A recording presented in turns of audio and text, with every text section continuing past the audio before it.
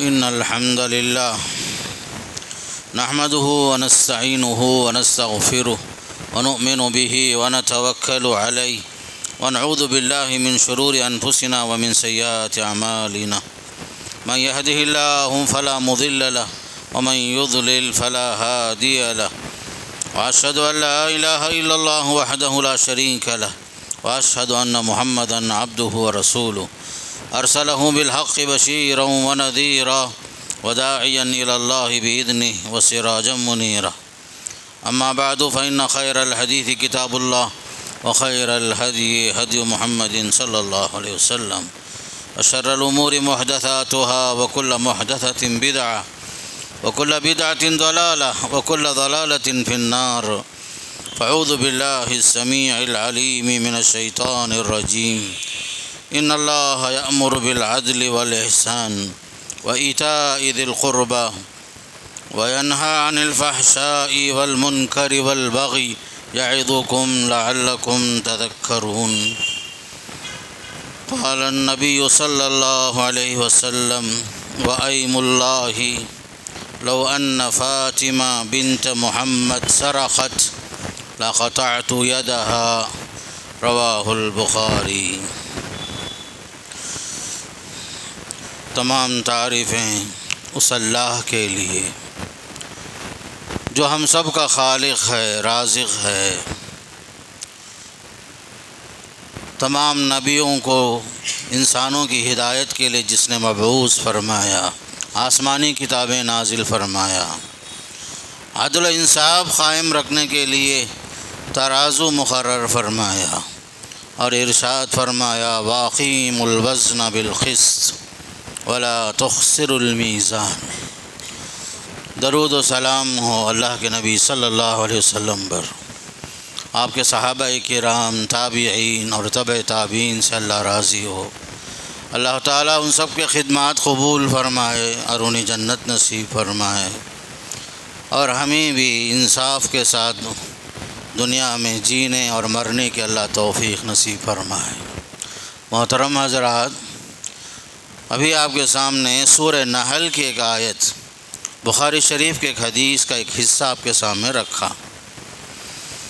آیت میں اللہ کا پیغام یہ ہے، مفسرین نے لکھا ہے تفسیر میں، سورہ نحل کی آیت سب سے جامع آیت ہے، جس کے اندر احکامات کو اللہ نے 6 باتیں جمع فرما دیا۔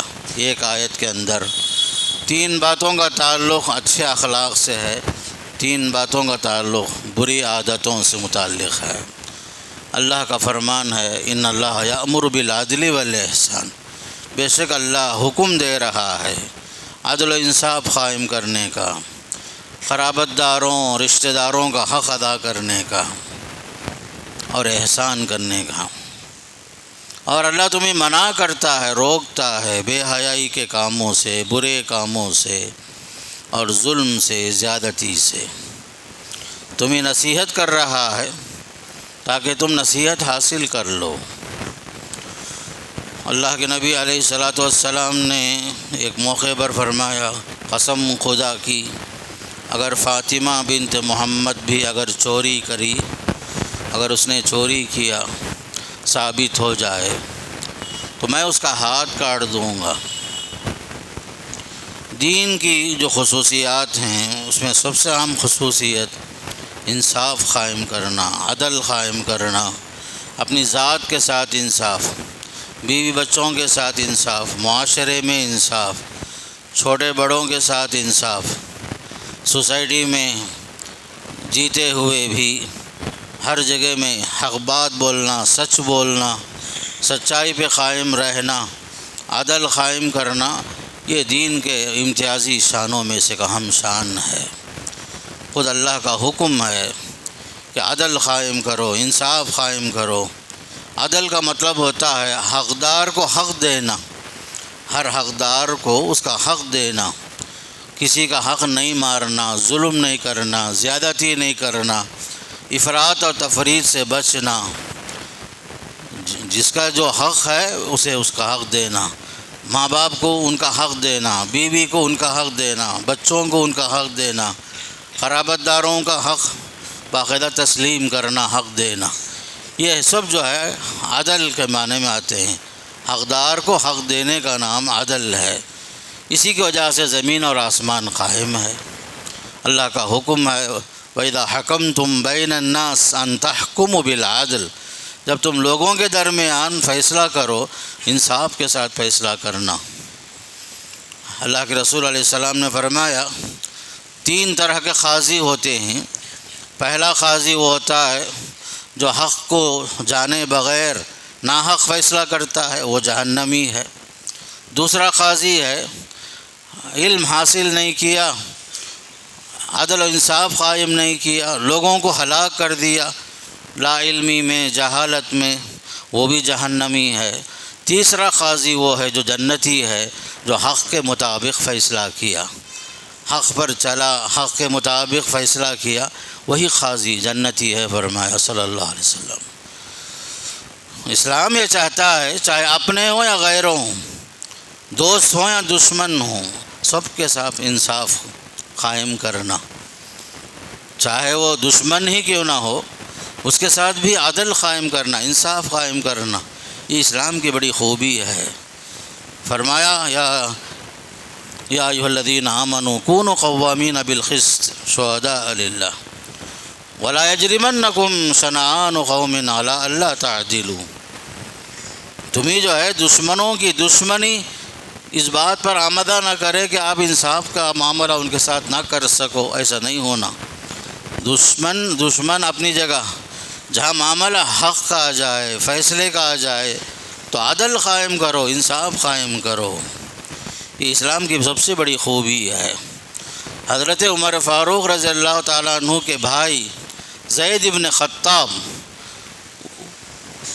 خطاب کو جو ہے کسی نے قتل کر دیا، قاتل سامنے موجود تھا، تو حضرت عمر فاروق نے فرمایا قسم خدا کہ میں تم سے محبت نہیں کر سکتا، تم میرے بھائی کے قاتل ہو، میں تم سے محبت ہرگز نہیں کروں گا۔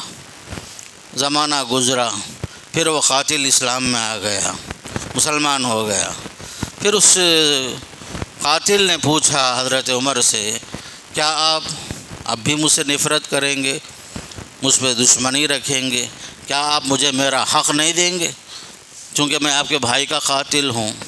تب فوراً حضرت عمر نے فرمایا کہ نہیں، مجھے تمہارے سے حق قائم کرنے میں، انصاف کرنے میں کوئی چیز رکاوٹ نہیں بنے گی، اگرچہ کہ تم میرے بھائی کے قاتل ہو، حق ہی ہے، چاہے تم میرے بھائی کے قاتل کیوں نہ ہو۔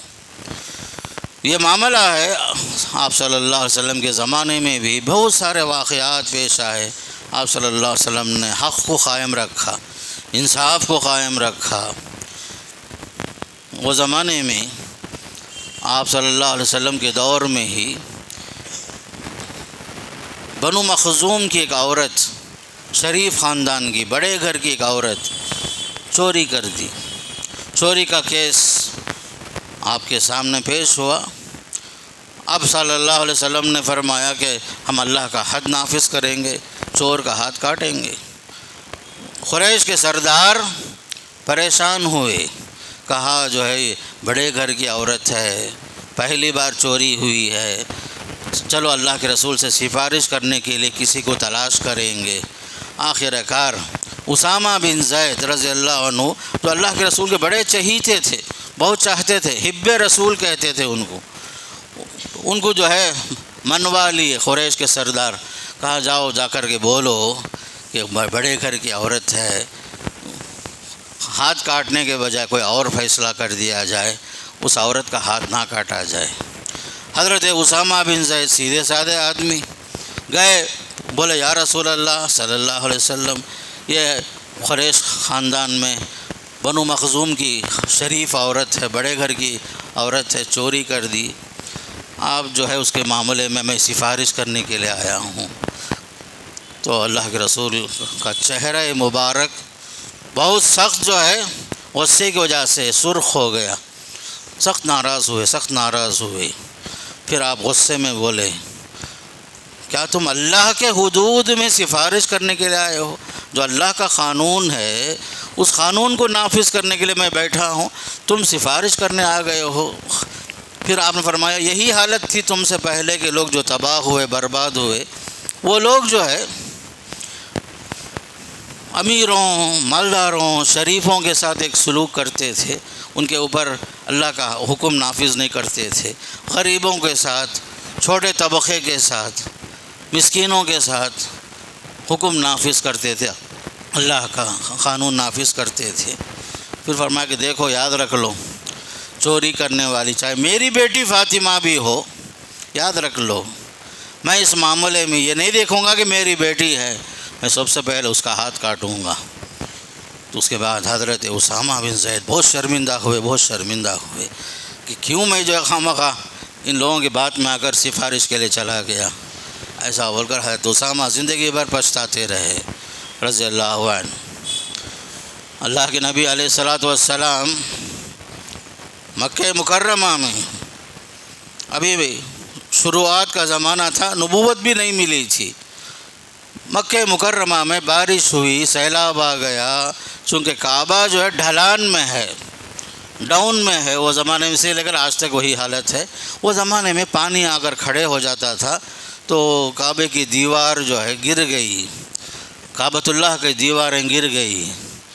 سیلاب میں وہ زمانے میں بھی لوگ پانی میں تیرتے ہوئے طواف کرتے تھے۔ ہمارے بہت سارے تابعین، سعید بن مسیب رضی اللہ عنہ وغیرہ بھی، اگرچہ کہ پانی کھڑا ہوا رہتا تھا طواف جاری رہتا تھا۔ الغرض معاملہ ایسا ہوا، کعبے کی دیواریں گر گئی، تعمیر جدید کا مسئلہ تھا، دوبارہ ہم بنائیں گے، تو اعلان ہوا کعبۃ اللہ بنانا ہے بھائی، حلال پیسے جتنے بھی ہیں جمع کرو جلدی۔ اس زمانے میں کعبۃ اللہ کی تعمیر کے لیے بھی یہ شرط رکھی گئی، یہ اللہ کا گھر ہے، یہاں حرام پیسہ نہیں چلے گا۔ کعبۃ اللہ کی تعمیر کے لیے حلال پیسے جمع کیے گئے۔ بعد میں حجر اسود کو اس جگہ میں رکھنے کا مسئلہ تھا جہاں حجر اسود موجود تھا۔ قریش کے سرداروں میں لڑائی شروع ہو گئی، ہر سردار چاہتا تھا کہ حجر اسود کو میں رکھوں گا، لیکن معاملہ طول ہوتے گیا، لڑائی جھگڑے کی بات آ گئی۔ آخر کار اللہ کے رسول نے فرمایا کہ ایسا کرو، کل صبح میں جو سب سے پہلے حرم شریف میں داخل ہو اس کے حوالے کر دیا جائے، وہ جو فیصلہ کرے گا وہ اس کا فیصلہ صحیح مانیں گے۔ آخر کار لوگوں کی بات تھی یا اللہ کے رسول کی بات تھی، آخر کار لوگوں نے اتفاق کر لیا۔ دوسرے دن صبح جب کعبۃ اللہ میں دیکھا گیا تو سب سے پہلے تشریف لانے والے اللہ کے رسول صلی اللہ علیہ وسلم تھے۔ لوگوں نے فوراً کہا الصادق الامین آ رہے ہیں، الصادق الامین آ رہے ہیں، آپ کے فیصلے سے ہم راضی ہیں۔ آپ نے فرمایا کہاں ہیں بھائی قریش کے سردار؟ سب کو بلائے جو بھی تھے، چادر بچھائے، پھر آپ نے اپنے ہاتھ سے حجر اسود کو چادر کے بیچ میں رکھا، قریش کے سرداروں سے کہا چادر اٹھاؤ، سب نے اٹھایا، کعبے کے جہاں پر حجر اسود کی جگہ ہے وہاں تک اوپر لے کر آئے۔ پھر آپ صلی اللہ علیہ وسلم نے اپنے مبارک ہاتھ سے کعبۃ اللہ میں حجر اسود کو، جس جگہ میں حجر اسود موجود تھا وہاں آپ نے اپنے ہاتھ سے لگا دیا۔ تو اس طرح آپ نے اسلام سے پہلے بھی عدل قائم کیا، لوگوں نے آپ کے عدل کو قبول کیا، یہاں تک کہ سن 2 ہجری میں جنگ بدر کا واقعہ پیش آیا۔ سب سے پہلی جنگ بدر میں 70 غیر مسلم مارے گئے، 70 لوگ قیدی بنائے گئے۔ مسئلہ یہ تھا قیدیوں کے لیے الگ سے قید خانہ نہیں تھا مدینے میں، قید خانہ جیل کے نام سے کوئی چیز نہیں تھی، تو آپ نے صحابہ کے حوالے کیا، ایک قیدی، 2 قیدی، کچھ لوگ مسجد میں بھی باندھے گئے۔ پھر آپ نے فرمایا کہ بھائی قیدیوں کے ساتھ اچھا سلوک کرو، بات ہو گئی۔ قیدیوں میں آپ کے چچا عباس بھی تھے، چچا عباس اس وقت مسلمان نہیں ہوئے تھے، وہ بھی قیدی تھے، انہیں رسی سے باندھا گیا تھا قیدی کی حیثیت سے۔ اللہ کے رسول صلی اللہ علیہ وسلم وہیں تھے مسجد میں ہی، سونے کی کوشش کر رہے، نیند نہیں آ رہی ہے۔ کسی نے پوچھا یا رسول اللہ کیوں پریشان ہیں آپ، کیوں نہیں سو رہے ہیں؟ کہا کہ مجھے چچا عباس کے کراہنے کی آواز، رسی آپ لوگ ذرا ٹائٹ باندھے ہیں، کراہ رہے ہیں، ان کے کراہنے سے مجھے تکلیف ہو رہی ہے، اس لیے مجھے نیند بھی نہیں آ رہی۔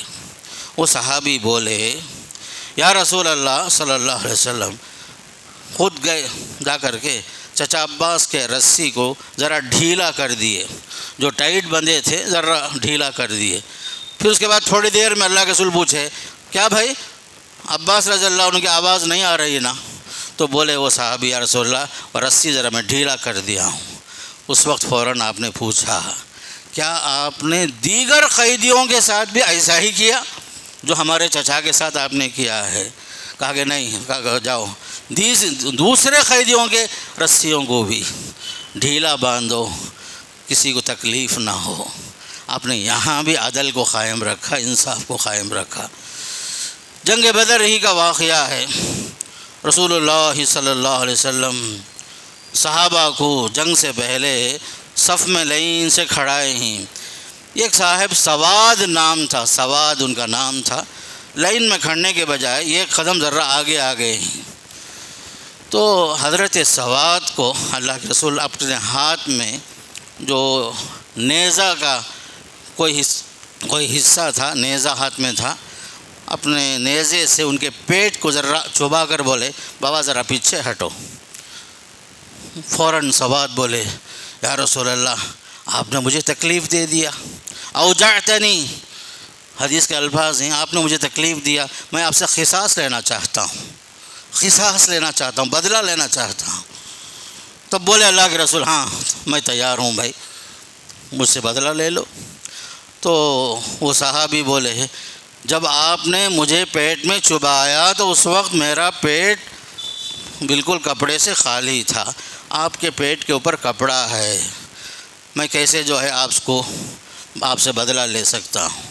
پھر آپ نے اپنا چادر ہٹایا، اتنے میں وہ صحابی آپ کے پیٹ سے چمٹ گئے، چمٹ کر بولے قسم خدا کی میرا بدلہ لینے کا ارادہ نہیں تھا، چونکہ آپ کو معلوم ہے ہم جنگ میں جانے ہیں، ہو سکتا شہید بھی ہو جائیں، یہ آخری وقت ہو ہمارا، میں چاہ رہا تھا شہادت سے پہلے میرا جسم آپ کے جسم سے لگے، اس لیے میں آپ سے محض بدلہ لینے کے واسطے قصاص کا مطالبہ کیا، ورنہ آپ سے بدلہ لینا مقصد نہیں تھا۔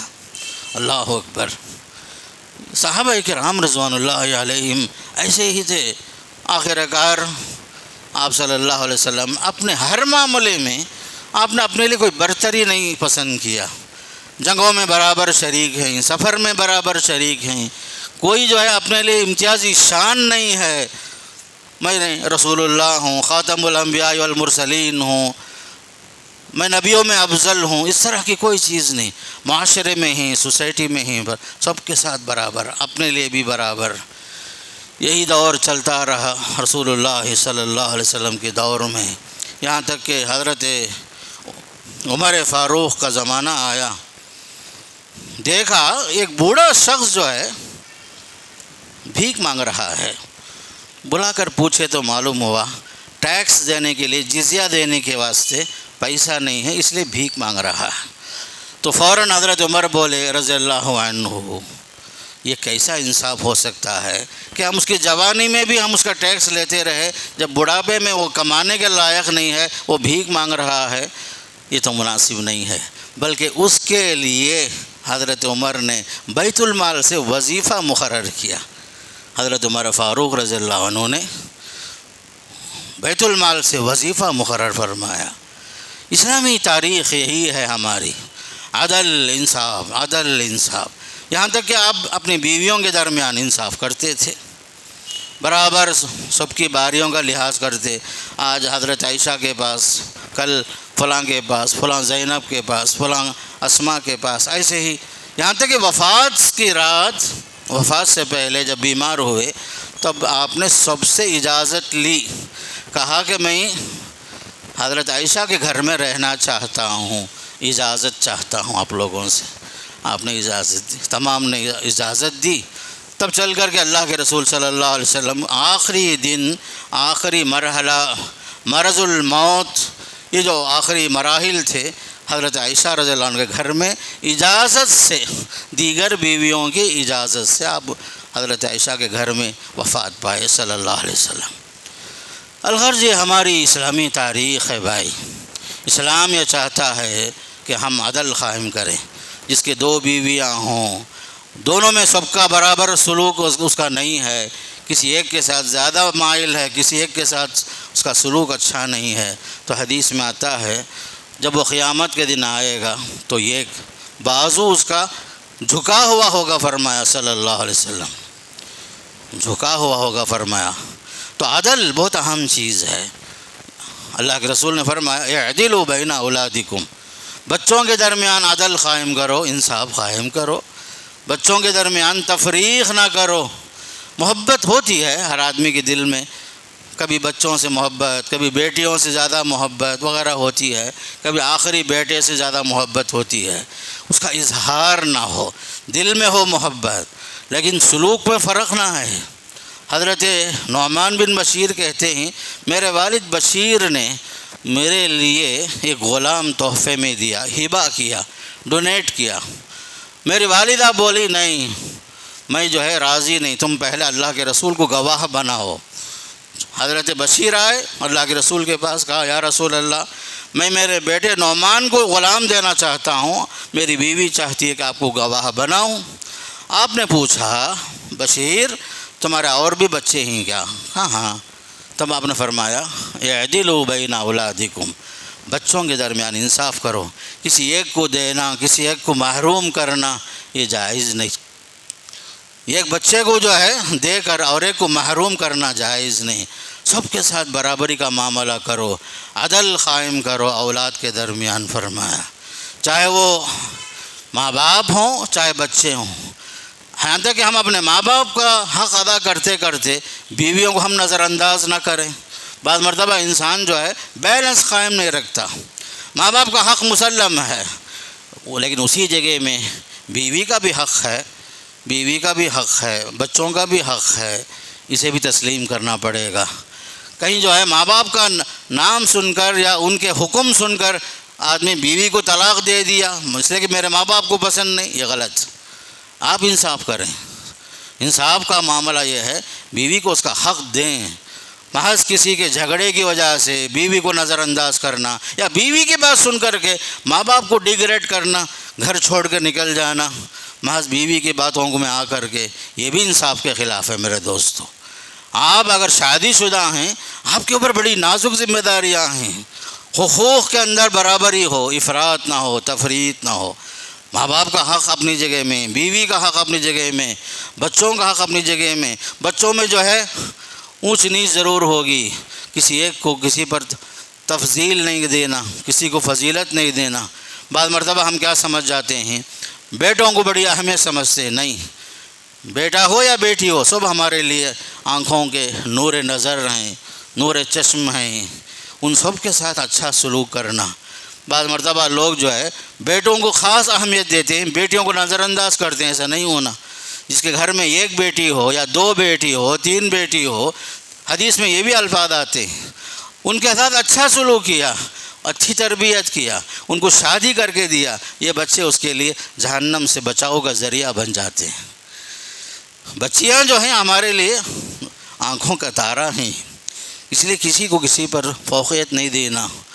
بعض مرتبہ ہمارے بچے ہم سے بغاوت کر کے گھر سے باہر بھاگ بھی جاتے ہیں، مجھے کئی مرتبہ اس طرح کے فون آتے ہیں، بعض بچیاں گھر سے باہر چلی گئی، شادی بھی کر لیے، ہم اسے گھر سے بے دخل کر دیے، ہم اسے آنکھ کر دیے، اس طرح کی بہت ساری باتیں ہوتی۔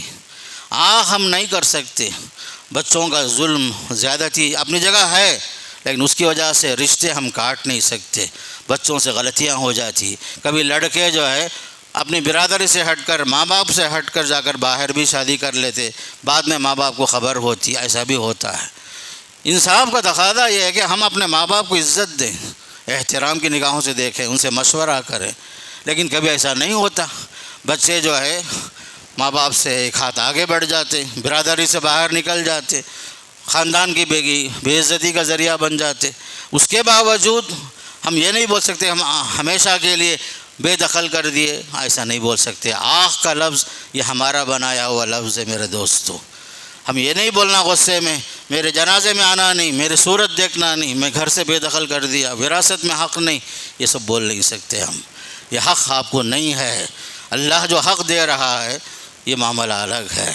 آپ پر جو ظلم ہوا اللہ اس کا بدلہ آپ کو ضرور دے گا، لیکن اولاد کے معاملے میں انصاف چاہیے۔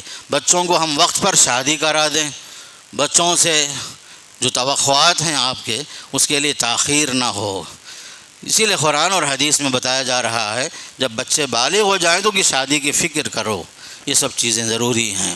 عدل و انصاف، اگر آپ استاذ ہیں بچوں کے ساتھ، طلباء کے ساتھ، سب کے ساتھ برابری کا سلوک، تو یہ فلاں ہم زبان ہے، ہم وطن ہے، یہ سب تفریق نہیں ہونا بچوں کے اندر۔ عدل انصاف وہاں بھی قائم ہو۔ اللہ نے آپ کو عہدہ دیا ہے، عہدے میں ہی آپ یاد رکھ لو، عہدے کی وجہ سے کسی پر ظلم نہ کرو، زیادتی نہ کرو۔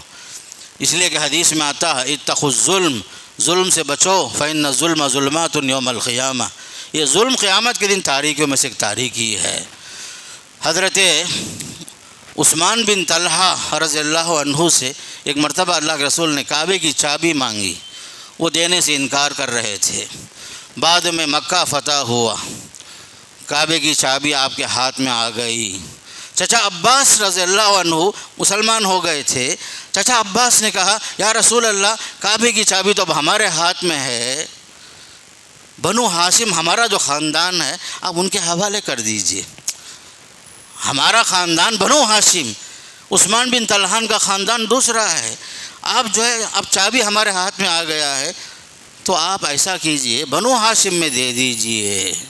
تو رسول اللہ صلی اللہ علیہ وسلم فرمایا کہ نہیں، یہ خاندان میں ایک زمانے سے کعبے کی چابی آ رہی ہے، عثمان بن طلحہ کے ہاتھ میں ہی۔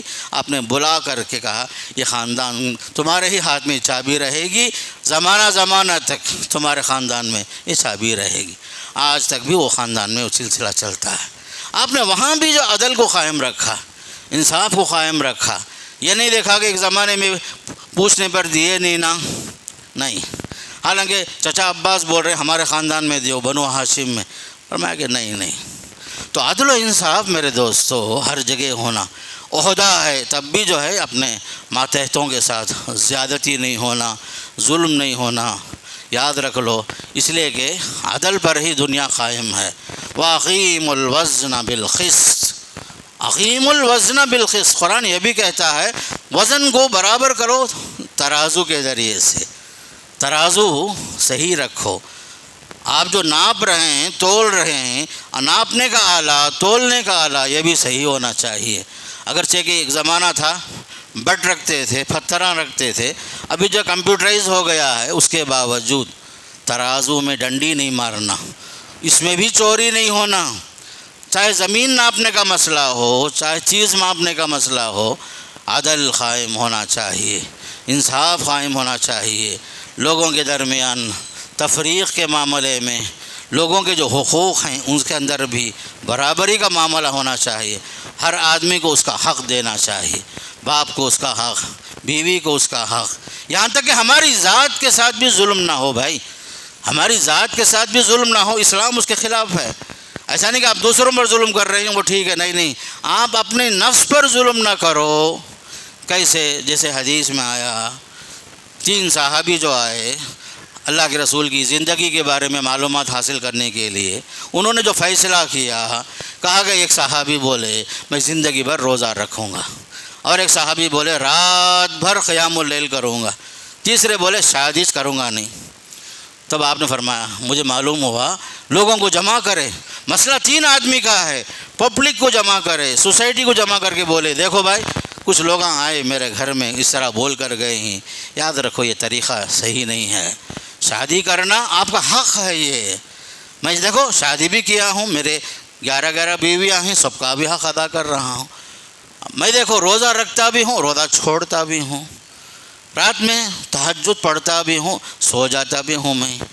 یہ ہے اسلام۔ آپ رات بھر جاگتے رہے تو تمہاری صحت کا کیا ہوگا؟ زندگی بھر روزہ رکھتے رہے تو آپ کا حال کیا ہوگا؟ یہ تو عدل کے خلاف ہے۔ آپ صلی اللہ علیہ وسلم ایک مرتبہ گھر میں آئے یا مسجد نبوی میں دیکھا رسی لٹکی ہوئی ہے، پوچھا یہ کیا ہے رسی؟ مجھے کہا ایک صحابیہ کا نام لے کر کہا گیا، وہ رات میں نماز پڑھتی، تہجد پڑھتی ہیں، تھک جاتی ہیں، نیند آ جائے تو ایک ٹانگ میں کھڑے ہو کر رسی پکڑ لیتی۔ کہا کہ نہیں ایسا مت کرو، اپنے آپ کو عبادت کے نام سے تکلیف مت دو بھائی۔ وَأُمِرْتُ لِأَعْدِلَ بَيْنَكُمْ، مجھے حکم ہے میں تمہارے ساتھ انصاف کا معاملہ کروں، انصاف کا معاملہ کروں۔ اللہ کے رسول کے سامنے ایک کیس آیا، ایک مسلمان یعنی منافق تھا وہ، اور ایک یہودی تھا۔ آپ نے دونوں کے درمیان فیصلہ کرتے ہوئے فرمایا دیکھو معاملہ جو ہے حق کا فیصلہ یہودی کے ساتھ برابر ہے۔